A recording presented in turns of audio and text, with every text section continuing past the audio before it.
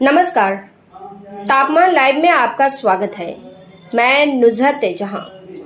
तापमान लाइव की इस खास प्रस्तुति में चर्चा इमामगंज विधानसभा क्षेत्र की। इमामगंज के विधायक जीतनराम मांझी गया से सांसद निर्वाचित हो गए हैं।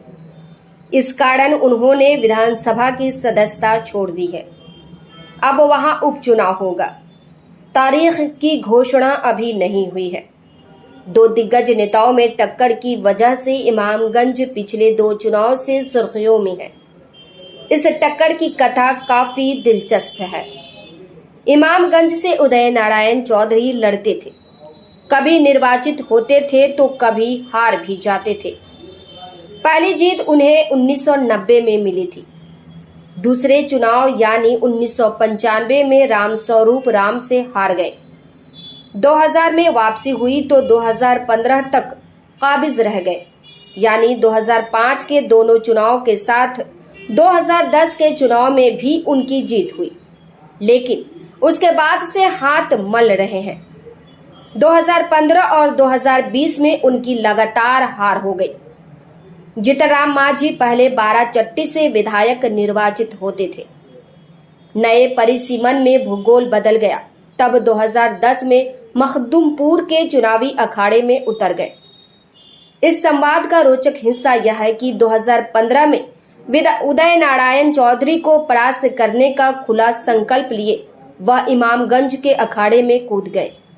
खुन्नस यह कि उनके मुख्यमंत्रित्व काल में जदयू में हुए सत्ता संग्राम में उदय नारायण चौधरी द्वारा निभाई गई भूमिका में कथित रूप से उन्हें निष्पक्षता व पारदर्शिता नहीं दिखी थी।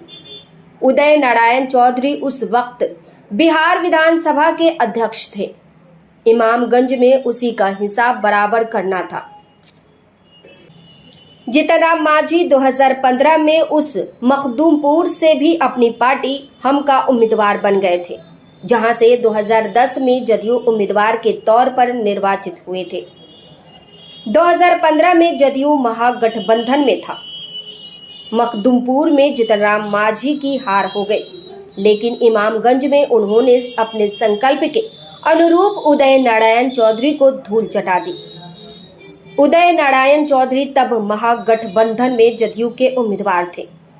इसके बावजूद 29,408 मतों के बड़े अंतर से मुंह की खा गए। एनडीए के जीतनराम मांझी को मिले 79,389 मतों के मुकाबले उन्हें 49,981 मत ही मिल पाए थे। एनडीए में संभावना समाप्त देख 2020 में वह राजद में शामिल हो गए। इमामगंज से उसका उम्मीदवार बन गए। उस चुनाव में जीतनराम मांझी की जीत के मतों का अंतर कम जरूर हो गया, पर उदय नारायण चौधरी की हार का सिलसिला नहीं टूटा। 16,034 मतों से वह पिछड़ गए। जीतनराम मांझी के 78,762 मतों के मुकाबले उन्हें 62,728 मत प्राप्त हुए। विश्लेषकों की समझ में उपचुनाव उनके लिए बेहतर अवसर है, इस रूप में कि प्रत्यक्ष रूप में जीतनराम मांझी उनके सामने नहीं होंगे। मैदान में उनका कोई नुमाइंदा होगा। ऐसे में राजद की उम्मीदवारी मिलती है तो उदय नारायण चौधरी की किस्मत के बंद द्वार खुल जा सकते हैं। वैसे पूर्व के चुनाव की तुलना में अभी का सामाजिक समीकरण तो अनुकूल दिख ही रहा है।